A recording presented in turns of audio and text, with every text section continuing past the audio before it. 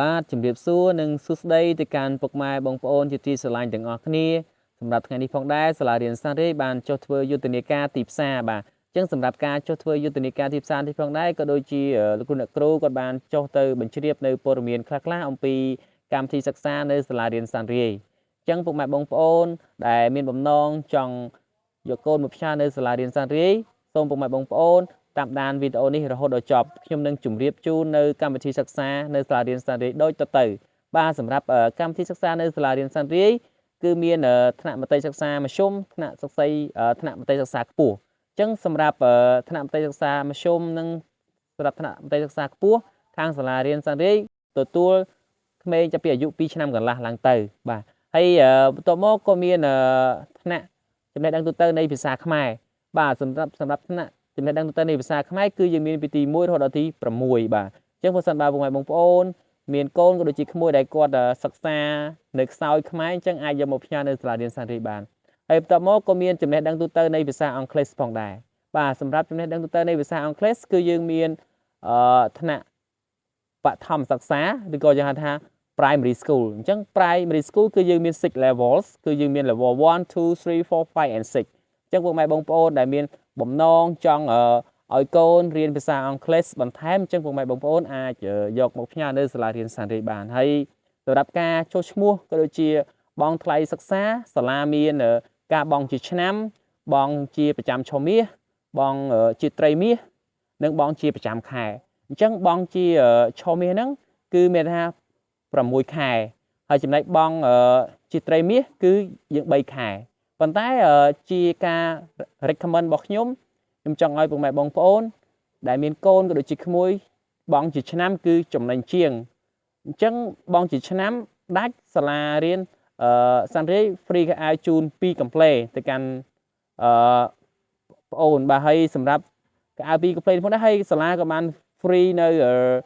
សៀវភៅមួយឈុតផងដែរសម្រាប់ថ្នាក់ភាសាខ្មែរបាទហើយសម្រាប់ភាសាអង់គ្លេសក៏មានថ្នាក់ក្រៅម៉ោងផងដែរបាទថ្នាក់ក្រៅម៉ោងបាទដូចជាបងប្អូនគាត់សិក្សានៅអនុវិទ្យាល័យគាត់មានពេលតែ1ម៉ោងអញ្ចឹងអ្នករៀននៅក្រៅម៉ោងយើងអាចមករៀនម៉ោង5ម៉ោង6ឬក៏ម៉ោង6ម៉ោង7បាទហើយមិនត្រឹមតែមានជំនាញនៅភាសាអង់គ្លេសនោះទេគឺមានជំនាញកុំព្យូទ័រផងដែរបាទអូមួយទៀតខ្ញុំជម្រាបជូននៅឆ្នាំសិក្សាថ្មី2024-2025សម្រាប់ថ្នាក់សិក្សាដែលយើងសិក្សានៅពេញម៉ោងមិនថាខ្មែរមិនថាអង់គ្លេសនោះទេសាលារៀនសានរេបាន free ឬក៏ដូចជា extra cost ទៅលើជំនាញមួយជំនាញនោះគឺជំនាញកុំព្យូទ័រអញ្ចឹងគឺជាឱកាសល្អមែនទែនពុកម៉ែបងប្អូនដែលមានកូនក៏ដូចជាក្មួយក៏ដូចជាប្អូនដែលមកសិក្សានៅទីនេះគឺចំណេញបានរៀនកុំព្យូទ័រ free សម្រាប់ថ្នាក់ពេញម៉ោងបាទហើយសម្រាប់ថ្នាក់ពេញម៉ោងយើងរៀនចាប់ពីម៉ោង7:20រហូតដល់ម៉ោង10កន្លះ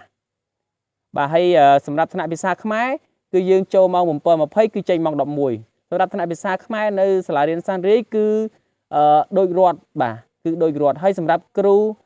បង្រៀនខ្មែរនៅសាលារៀនសានរេគឺជាគ្រូដែលជាប់គ្រប់ខណ្ឌរដ្ឋទាំងអស់បាទហើយសម្រាប់ការ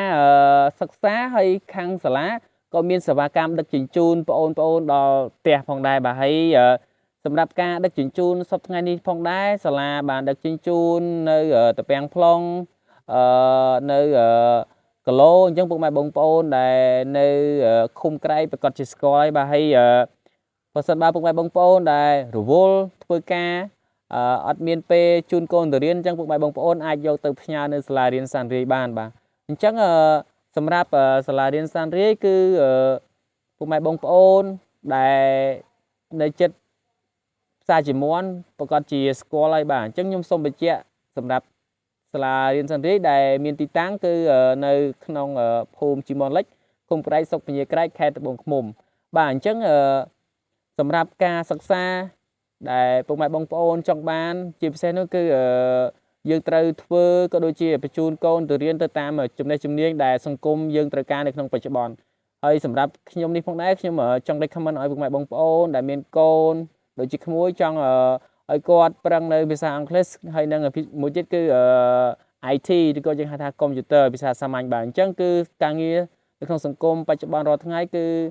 គេត្រូវការពីរនឹងជាពិសេសបាទហើយបើសិនបើយើងមានជំនាញនឹងហើយគឺនៅពេលដែលយើងរៀនចប់យើងអាចស្វែងរកការងារបានដោយខ្លួនឯងមិនចាំបាច់មានអ្នកណាជួយបាទសម្រាប់វីដេអូនេះផងដែរខ្ញុំមានតែប៉ុណ្ណេះទេហើយសង្ឃឹមថាពុកម៉ែបងប្អូនអ៊ំពូមីងទាំងអស់គ្នានៅពេលដែលបានមើលវីដេអូនេះហើយនឹងសម្រេចចិត្តក៏ដូចជាជ្រើសរើសសាលារៀនឲ្យបានត្រឹមត្រូវដើម្បីឲ្យកូនចូលរៀនដោយមានទំនុកចិត្តខ្ពស់ហើយខ្ញុំមានតែប៉ុណ្ណេះទេហើយសូមអរគុណសូមជូនពរពុកម៉ែបងប្អូនទាំងអស់គ្នាមានសុខភាពល្អជាពិសេសរកស៊ីទទួលទានមានបានសូមអរគុណសូមជម្រាបលា